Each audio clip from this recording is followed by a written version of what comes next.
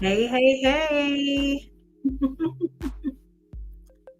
Welcome to another episode of the Strong Marriage Live podcast. I'm so glad that you are with me today. Yes. Hey, I am Mrs. Tanisha Collins, your host of the Strong Marriage Live podcast and certified relationship coach. My passion is for helping couples to build a strong, godly relationship that is not only fulfilling, but long lasting.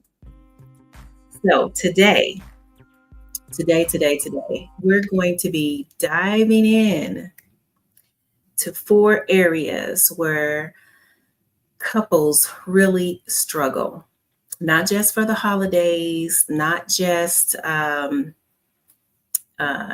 for, special occasions or whatever, but on a daily basis. These four areas are what could possibly put you in divorce court. If these four areas are handled properly, then you know you're on your way to building better intimacy and securing your future together. So get your notebook, get your drink. Let's get hydrated. I didn't fill up mine, but yes, today we're going to talk about these four things that have couples struggling. So, you ready? Let's dive in. Okay. So, the four areas are, write this down, handling conflict properly. You knew that, right? You have to handle your conflict properly. Yes, handling conflict properly. The second area, navigating life transitions. I think this area just falls through the cracks for many couples. You're so busy doing other things, living life, trying to get to know one another, trying to, handle that conflict correctly, that you forget about life's transitions. So, we're going to be talking about that today. We're going to be talking about managing finances. This is a big one. I don't think I talk about managing finances enough here on the podcast. So we're going to get into it a little bit. Um, I want to point out this is the main reason my husband and I hit divorce court in our first year of marriage. So this is a very big area. And the fourth area we're going to talk about today is understanding each other's emotional needs. I heard every time I say that, I hear in the back of my head, emotional damage. You scroll on TikTok and you see this funny guy and he's showing you these things that emotionally damage you or damage you physically as well. So we're going to be talking about those four things today. So make sure you have your notepad ready and your pencil or your notes on your iPhone, and let's get into it. So, handling conflict properly. If you do this, you can build intimacy, you can build trust with each other, and there's a sense of oneness that happens when you face a conflict and you go through it together and you get on the other side and you like each other more. You feel more connected. You feel better than on the same page. That feeling is the oneness that God has designed for all of us who are married. So when you experience conflict and you go through it properly, on the other side of that is victory, is an emotional closeness that cannot be reached any other way. So we all know that conflict is inevitable. Say that with me, inevitable. So you're going to have to deal with it. And here on the podcast, I always tell you to change your mind about conflict. I don't like conflict. Nobody likes conflict. But guess what? It's going to happen. We live in this world, a sin-filled environment. And because of that sin, you have conflict, you have bad circumstances, you have things that you don't like, we don't like, no one likes. So the way you handle those things when they come about, no matter if they're from outside or if they're coming from inside, if you handle it the correct way, you too will come out on the end bonded. And that's what we want.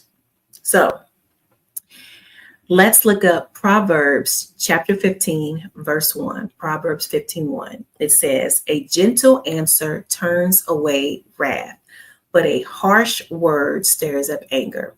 So I'm going to specifically talk about the conflict that comes internally between you and your partner today, because we only have 30 minutes with each other, right? So if you two are bumping heads and there is a rift in your relationship, then you must properly mend that rift in order to get on the same page and experience that oneness again. So,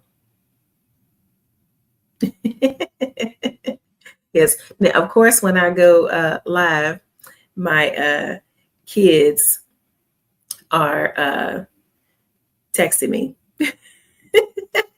Yes, join me. Okay. So emotional conflict between you two right now. Okay. So that scripture is going to remind you that you need to speak softly. Your answer cannot be harsh to your partner.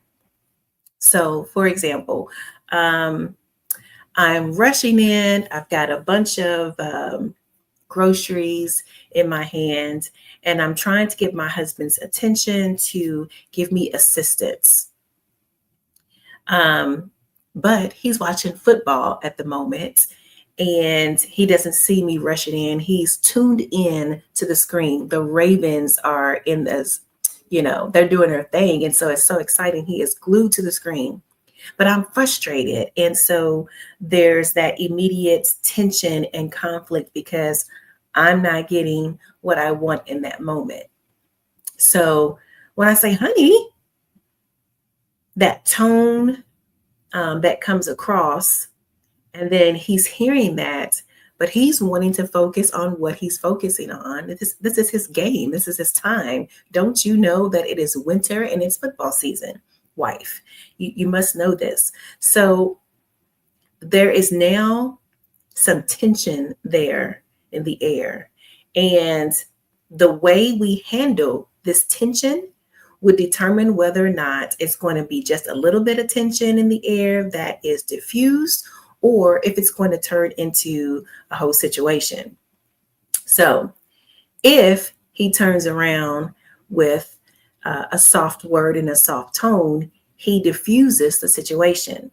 If I continue to fuss and bark orders into the air, there's going to be more tension and it's going to turn it into a big thing.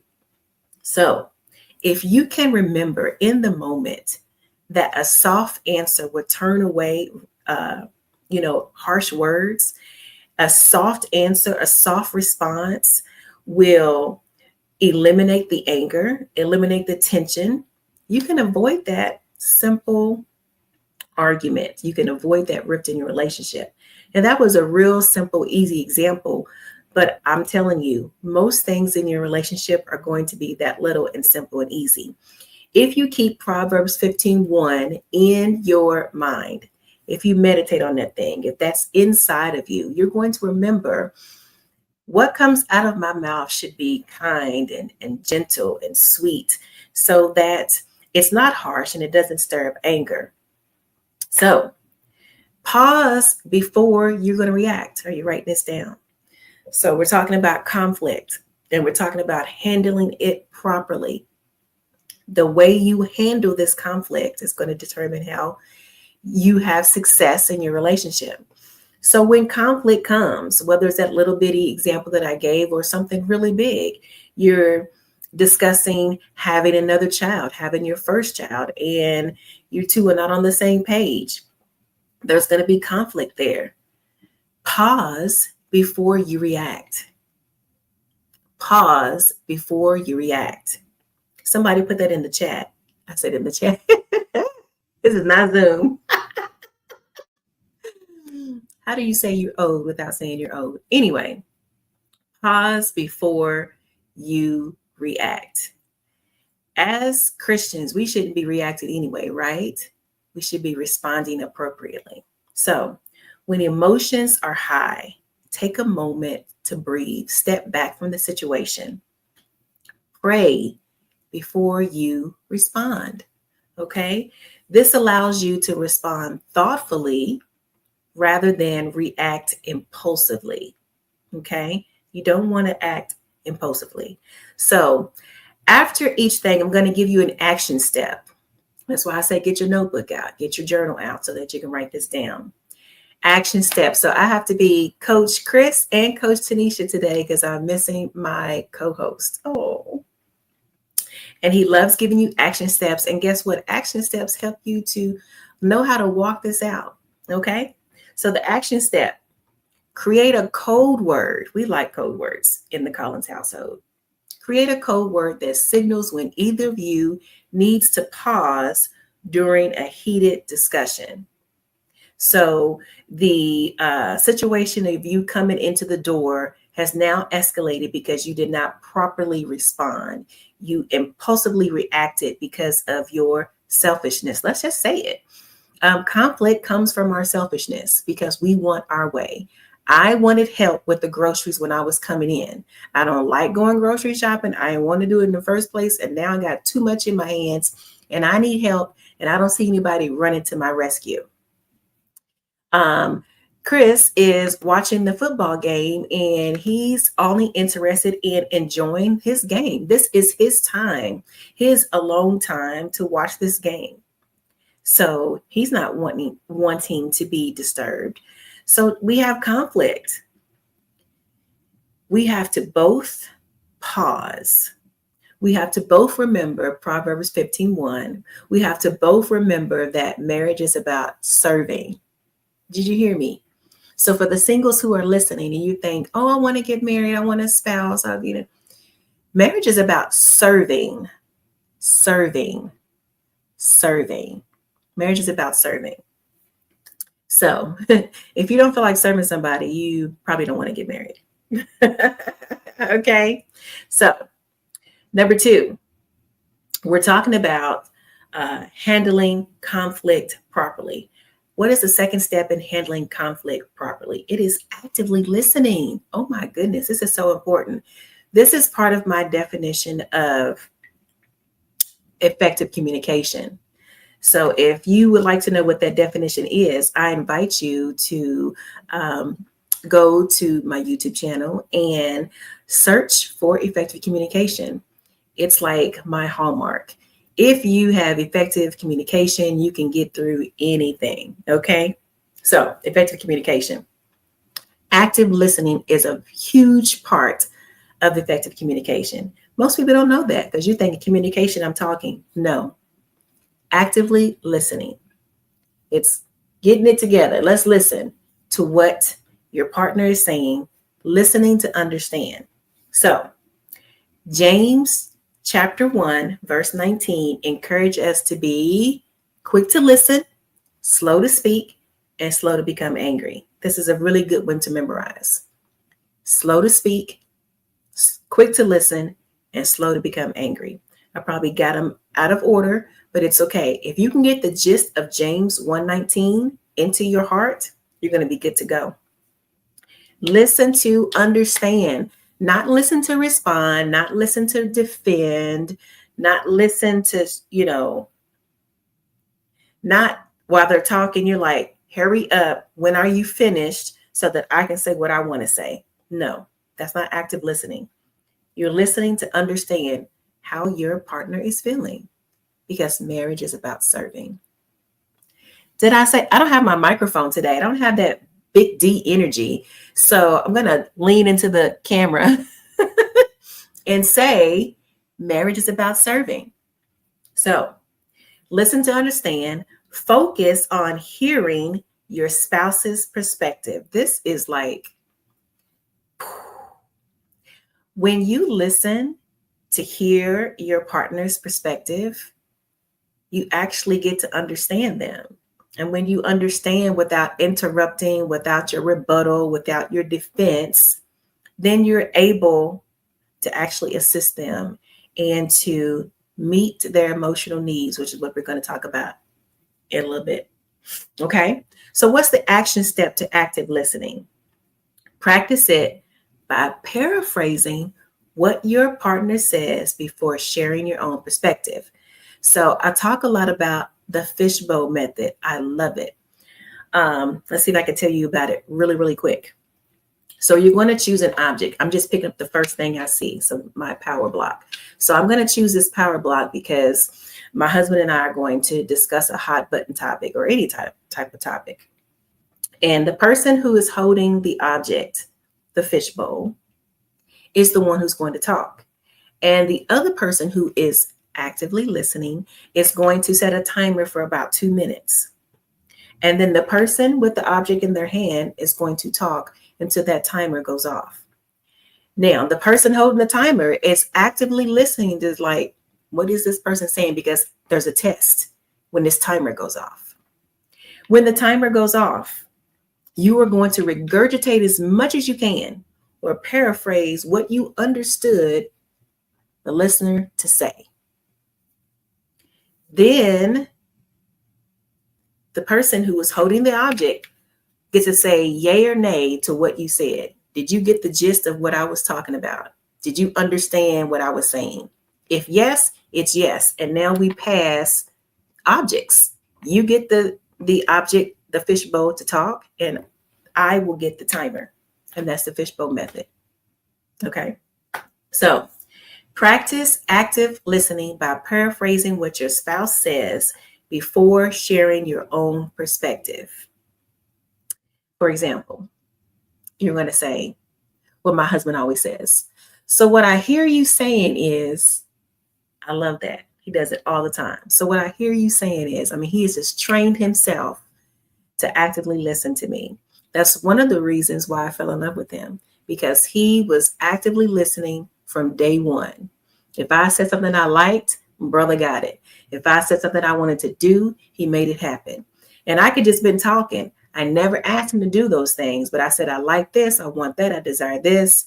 And he made it happen because he was actively listening, wanting to meet those needs. I'm going to say it again. Marriage is about serving. Yes. Okay. Number 3, you are going to seek reconciliation, not victory. Yes. Now, if you joined me for the annual Strong Marriage conference, then you were privileged to hear Chris and my session on reconciliation. And we were talking about the difference, because we always hear conflict resolution. That sounds wonderful, but we don't know everything. We're not God. So you're not going to solve every single thing.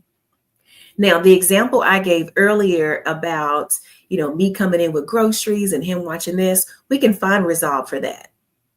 But there's some things in life, like the other example I gave, where you're, talking about having a child or an additional children is a hot button for you and your spouse.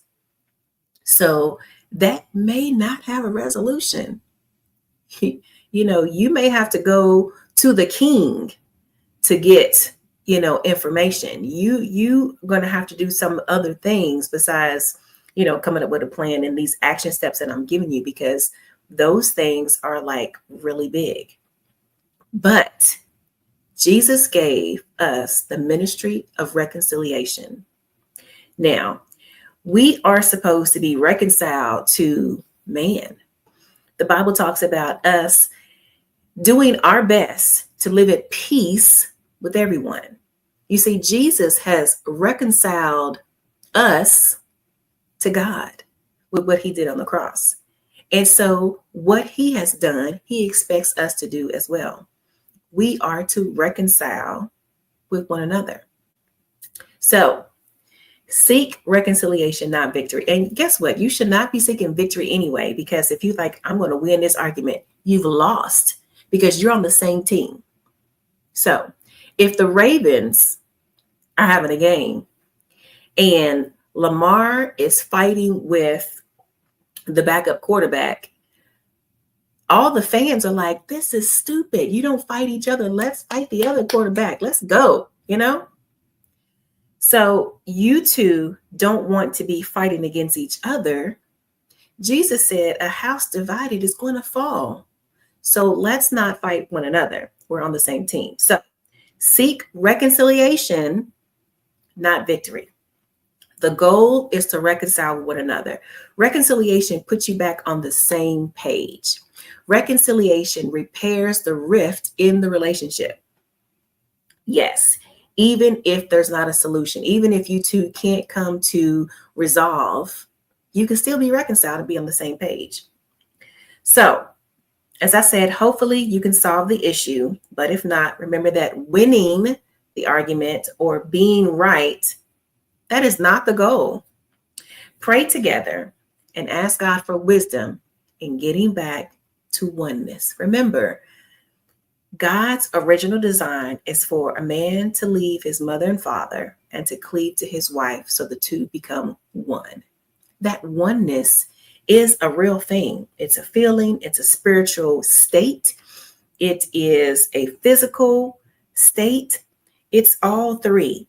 We're three-part, right? Just like God, Father, Son, Holy Spirit. We are a spirit, we have a soul, and we live in this body. Yes. So all three of those things are affected in oneness that God designed for us. Okay, your action step. Schedule a weekly check-in. My husband loves this one. So you can discuss unresolved issues calmly and create solutions together. That's the time you're going to get together and try to solve those things. Now, we're always going to have reconciliation. Every time you have conflict, the goal is to get to reconciliation. Get back on the same page, get back to the oneness. If the problem isn't solved, this is our time after we reconcile to go to the Father. He knows all things. He has your answer. Let him download that into your spirit. Let him, God has a million ways to get you your answer. You can go to church and hear it from your preacher. You can go to a night of expectancy and have a prophet or prophetess lay hands on you and give you a word from the Lord, which would be the direct answer.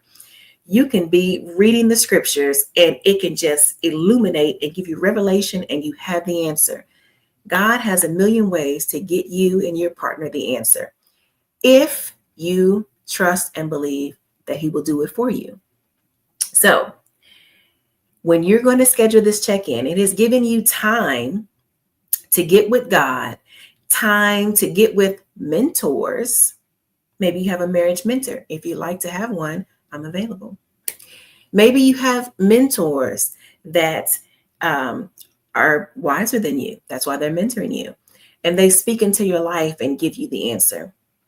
Maybe, I don't know how you get it, but you will have time to receive an answer to help you to resolve this issue. And then you can check in and then you can share your thoughts and you two come up with it together. Okay. Now we're going to talk about managing finances. I know you've been like, whoo, girl, I've been waiting 20 minutes for you to talk about these finances. Yes. So as I said at the beginning of the podcast, this is the area that brought Mr. and Mrs. Collins to divorce court. Yes. If you missed all that detail, go hit up my channel and you can get all the deets in there about what happened in divorce court and how we got there and all that, all the business. Okay. Get out the business. Okay. So,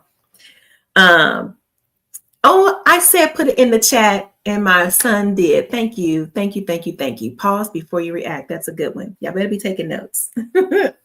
Thank you for joining me. Okay. So managing finances. Money is one of the top sources of stress in marriage, but it doesn't have to be. Let's take a biblical approach to managing finances. Okay. I said a biblical approach. You say, Tanisha, why? Why are you talking this Bible stuff? Let me tell you why. Because God has created everything we can see and everything we can't see. And if He created it, He knows how it works. And guess what? He has designed it so that it works for you. He wants good for you. So that's why we go to the manual. When you buy a brand new TV and you're like, oh, this TV is amazing. It's 4K. It looks like I'm looking at a real flower. It's awesome. But you want to know how to work all these extra buttons you have on it besides turn it off, turn it on. You open up the manual. The person who created that television can tell you exactly how it works because he created it, or she. So that's why we're going to take a biblical approach to managing finances. We're going to get this right. Proverbs 21:5. Look that up. Proverbs 21:5. What does it say? It reminds us that the plans of the diligent lead to profit as surely as haste leads to poverty. Yes, the plans of the diligent. You need to be diligent with the money, the assets, the talents, the gifts that God has given you. And when you do that, you stay in alignment with each other. So, how are we going to manage our resources properly so that there's no tension between us? Yes, divorce court. Hallelujah for restoration. Yes, praise God. 31 years later. So we're going to step one, create a budget together. And let me tell you, a budget is not a bad word. And if you really need to know more about finances, I love this lady called the Budgetnista. So shout out to Tiffany Alashay. And she is great for budgeting. Okay. She is great at telling you how to do all this stuff in an easy way to help you get out of debt and all that good stuff. Okay. So you and your spouse need to agree on a monthly budget that includes giving. Yes, giving to your church, to the homeless, to the needy. Yes, giving. Saving. Yes, saving. You need to save some money. Do not spend everything you make. And spending. We all have bills, and we don't need to all have debt, but we all have bills. Every day of your life, you're going to have an electricity bill because you need some electricity. Okay. Every day of your life, you're going to have what is it? Well, every day you won't have, car payments and house payments and all that. You don't want to be paying for that forever. But there are going to be necessities in life that you're going to pay for all the time. And they're going to be things that you want to do, like you want to go on a vacation. Yes. Part of having a successful marriage is using the 777 principle. Tanisha, what's that? Go back on my channel and look for and search for the 777 principle. And that will tell you what that's all about. But that helps you have a successful marriage as well. So create a budget. Agree on this budget.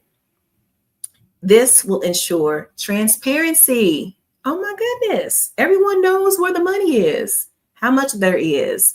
There's nothing worse. Let me tell y'all, Chris and I was 30 years ago. Oh my gosh. Okay. We were good. We had a shared bank account. Okay. We did do that. And I would be at a store because I have a card and he would have a card. I'm at the store. I don't know what's in there. I didn't know. And there's nothing worse than ching-chinging trying to get something in the grocery store and you didn't know you had, what you had in the account. and then you get declined, and then you got to walk out and you don't have your stuff. Oh my goodness, that's a no-no. Okay, that's ugly. But when you have transparency, you know what's there. Both of you have access to online banking. You can look on your phone and see what that is. 30 years ago, that wasn't possible. But I still should have been able to look in my checkbook register. Yeah, that's back. Okay. Checkbook register.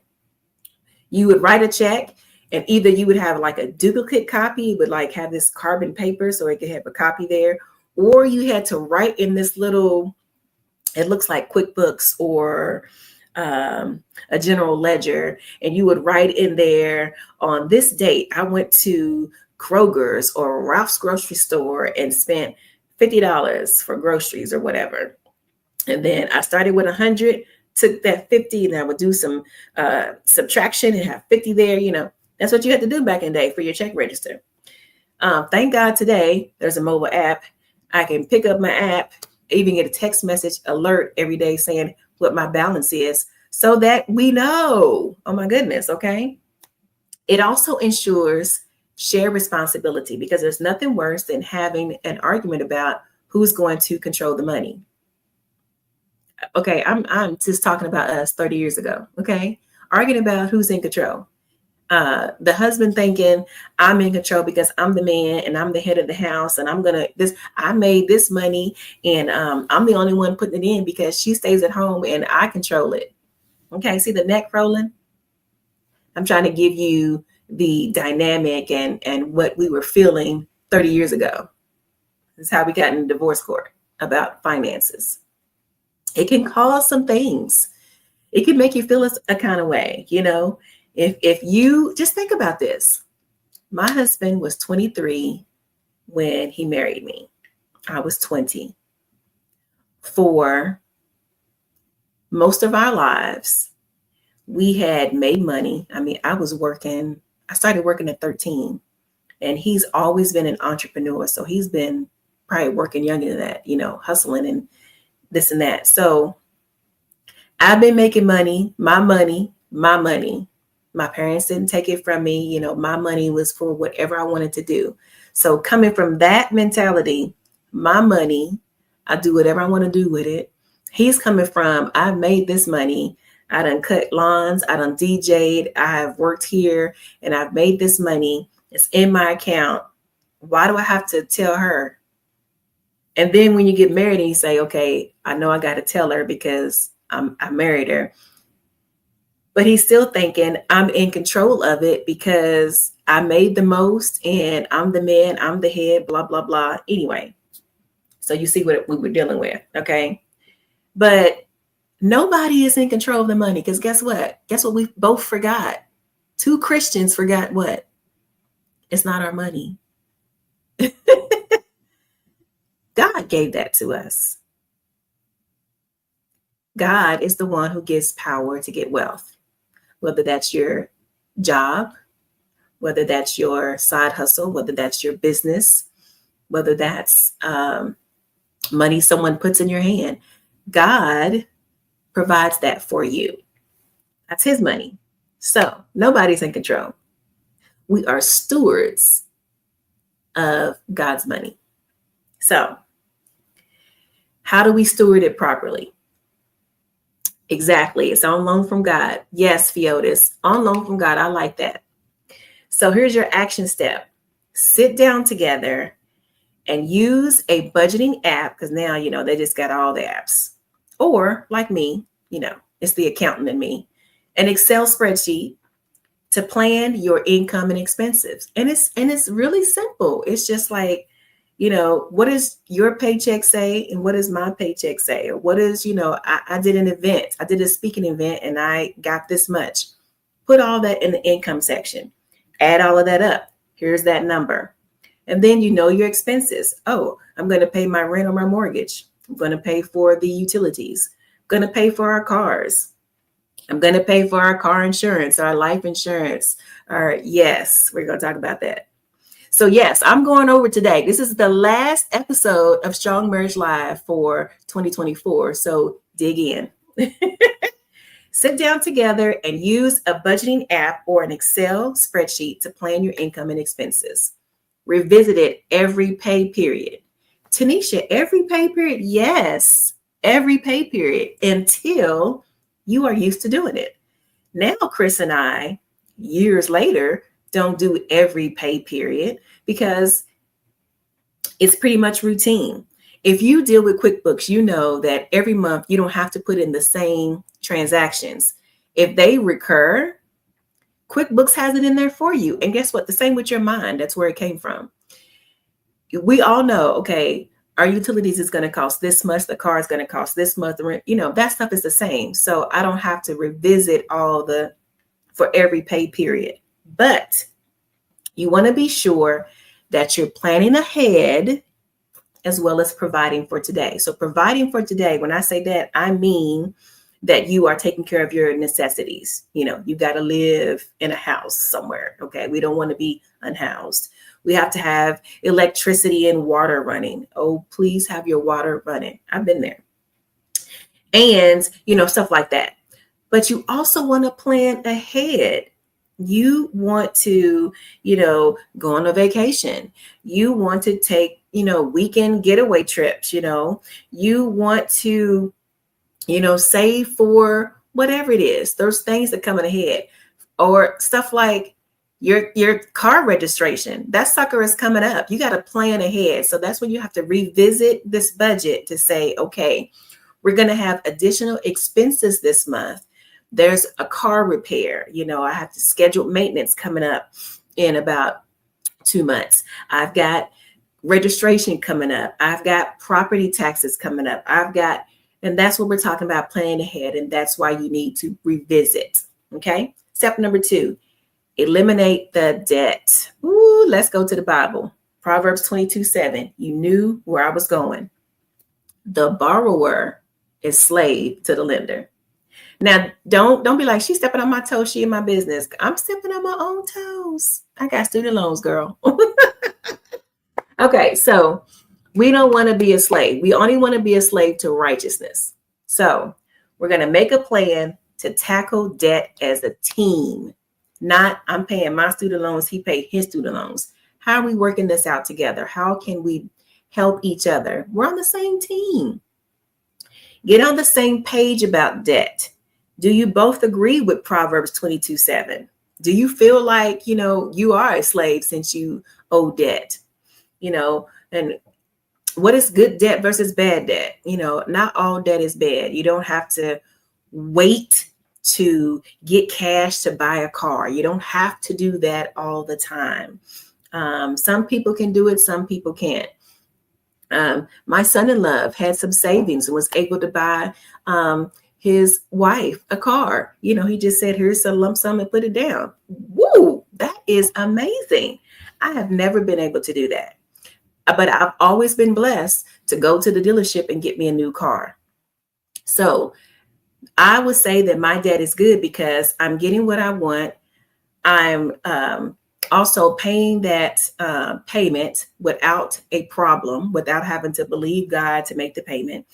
And you can always pay, ahead without any penalty. Fiota says, Rocket Money has a good app we currently use. It monitors our budget, income, expenses. Additionally, it shows us our trends monthly and categorizes it with suggestions to stay on point with budget. That is excellent. Yes, I've been seeing commercials about Rocket Money. That is a very good app. Yes, it is. Good job. Thank you. So you want to make sure that you and your spouse are on the same page with money. And singles, if you're out there listening, you're like, why she keep saying spouse? I'm here too. I know you here, but you want to pencil this because I want to tell you, singles, that you should not be commingling your money together because you're not married. I want that to sink in. I do not advise singles. I don't care how long you've been dating. Maybe if you have a ring on your finger, but still, don't do big purchases together. Don't commingle your money together because you're not together yet, really. It's a side note. Anyway, okay. Action step. Start with the smallest debt and pay it off while making the minimum payments on the others. Celebrate the small victories together. So you have a small, thank you, Fiotis. You have a small, loan, and you pay that bad boy off while you're paying the minimums on the rest of them. Have a little party. Go to Crumble Cookies and get you a little cake and or a nice little cookie. You two share that, have a toast with some sparkling cider and enjoy that. And then say, hey, now we're going to revisit this budget, and then we're going to go back and we're going to start something else. And guess what? Even that financial goal will bring you closer together. Watch how your intimacy increases, especially for us women, because we want to be provided for. Okay? Provided for. RJ says, going to get this spreadsheet going so I can get our savings back to where it used to be. Yes. Yes. Savings is important. We're going to talk about that up next. Setting financial goals. Whether it's buying a home, saving for retirement, raise your hand, or planning a vacation, dream together and work toward these shared goals. If Chris and I, back in year 1 of our marriage, were doing this, we never would have went to divorce court. We shared our dreams, but we didn't make it concrete with how you have to save your money to get that. And then the other thing was we wasn't making enough to put to anything. So that's stressful in itself. So here's your action step. Write down those financial goals. Hey, I want to go on this cruise. We love cruising. I want to go on this cruise for our anniversary, and I want it to be big. I want it to be, a 5 to 7 day cruise, and I want to go, of course, somewhere warm, or Alaska or the Panama Canal. But you got to plan that. So you got to say, okay, let me see what that's going to cost. Okay, now let's save $2,000 to do this. So that's what you do. You write these financial goals down, and then you track your progress monthly. Pray over the goals. Ask God to give you wisdom. How are we going to get this? Well, Lord, help me to get some extra income in here without getting a second job. Show me something. What can I do? Who's giving into my bosom? I'm sowing seed. Who's sowing into me? Amen. Okay. And here's your bonus, number 4. Here's your bonus. Become well-rounded stewards. I don't know, I'm going to show my age, but back in my day in high school, they would say colleges want well-rounded students. And I want to tell you to be well-rounded stewards, meaning you need life insurance. Yes, you need life insurance if you don't have enough money to bury your family. That's what life insurance is for. And I know we don't like to talk about death, but in Christ, we have no fear of death. I'm not saying we're dying today, but today, if somebody passed, if someone went to be with the Lord early today, I don't have the cash to bury them. I'm just being honest and transparent. That's what life insurance is for. So you get life insurance so that, if that happens, you're prepared. I'm thinking of my daughter's friend. She passed in high school. I mean, yes, that was the enemy. The enemy snatched her life. It was awful. And every time I go past Inglewood Cemetery, I think about her. And they didn't have insurance. And so you don't want to GoFundMe. You're already dealing with the devil just stole my child. So you definitely don't want to talk about, I got to have a GoFundMe to bury my child. You don't want to do that. When you're married, if you become a widow, you don't want to have to, you want to be able to be in the presence of the Lord to receive your comfort. You don't want to have to worry about, oh, now I have to, how am I going to pay my house and all this? Because let's face it, Chris is the breadwinner. And if he was to go, how would I sustain my life? That's what life insurance is for. The death benefit is for that. It's to keep you in the same condition that you're in right now. I mean, that's the best you can do when you're dealing with, I've lost someone, right? So life insurance is important. Health and dental insurance. Oh, it's so important. We need to have that now. That's what I talk about when I said planning for today and planning for the future. Auto insurance. You need auto insurance. Renters or homeowners insurance. You need that. Flood insurance. Certain states, certain areas, you need to buy separate flood insurance from your home or renter's insurance. And business insurance. If you have a business, please insure your business so you don't lose everything if something happens. So action step. Take time to secure those insurances. Decide what assets you want to fund your trust with. Yes, you should do some estate planning. You should have a trust and a will. For those of you in Kentucky, my brother Theotis, if you own a home, if you own cars, if you own assets, if you have money that you want to make sure is left to your children and grandchildren, the Bible says in Proverbs that we're supposed to leave an inheritance for our children's children, and I'm going to leave a legacy of faith, but I want to leave some money too. Well, in Kentucky, or pretty much any state, also for the state of California, you need to have your stuff in a trust, or the state will come and get your stuff before your babies do. And your babies will have to go to court to fight for your stuff that you want them to have. A will is not enough. It's a good little thing there, but no, you need to have a trust. So find you a trust and estate planning attorney today. Okay. That was a bonus. I'm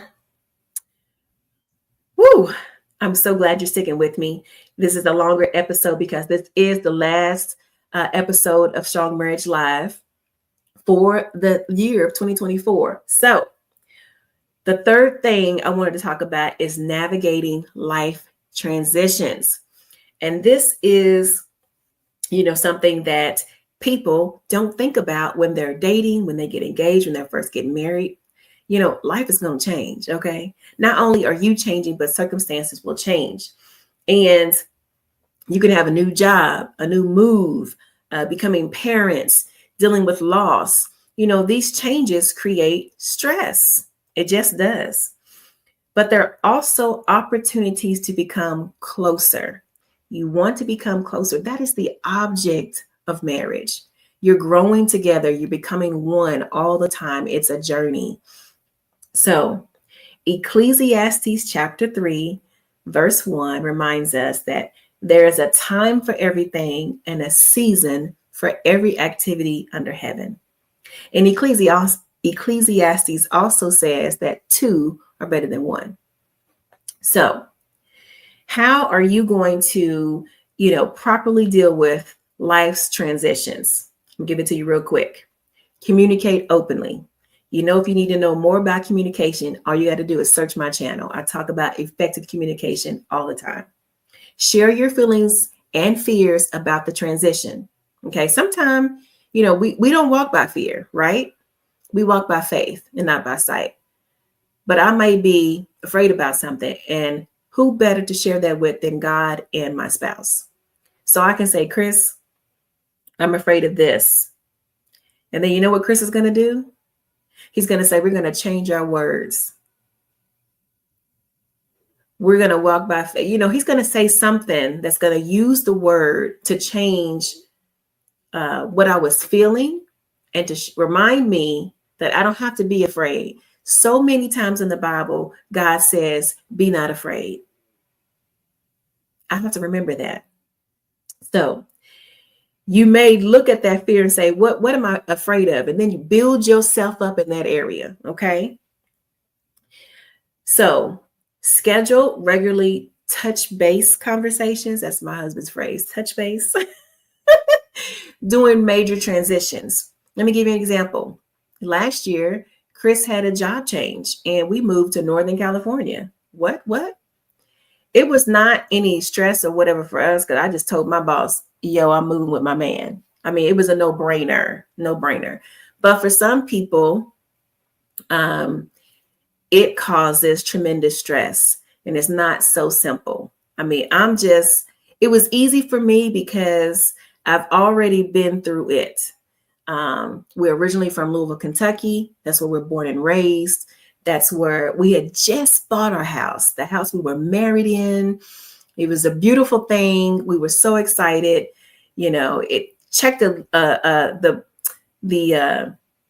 box off on my checklist for life, owning my own home, blah, blah, blah. Got all this down. And then my husband has a job change that takes him to California. What? We wasn't mad because our favorite church, which we're now members of, Crenshaw Christian Center, home of the Faith Dome. At the time, the late Apostle Frederick K.C. Price was the pastor, and now we are blessed to have his son, Pastor Frederick K. Price, as our pastor. Shout out to Ever Increasing Faith Ministries. But so we weren't like, oh, bummer, he got a job in California, because, we already knew he had a church he can go to on Sunday, and the money was better, and it was great. But it came a point that I had to decide what is best for this family. And, we end up relocating. And that was a bit stressful, but we stayed in oneness. We were on the same page about it. And there wasn't quick resolution because it was a 2-year process, but we sought the Lord, and I got released to move. So when this new job came, it was a no-brainer. I am going with my man because I know already from experience it's better. Okay. 2 are better than 1. All right. So number 2, learn to lean on God and each other. That's what you got to do. You got to pray together, remind each other of God's grace. It's sufficient for every season. You don't have to worry. There's no need to fear. God says it so many times in the word. So here's your action step. Choose a Bible verse to anchor you during the transition. Memorize it together. See, it's still bringing you closer together. You two drawing closer to God will bring you two closer. Number 3, we're getting through. Embrace the flexibility. Okay. Embrace being flexible. Understand that transitions are going to come and they require adjustments. Be willing to adapt and support each other. What's your action step?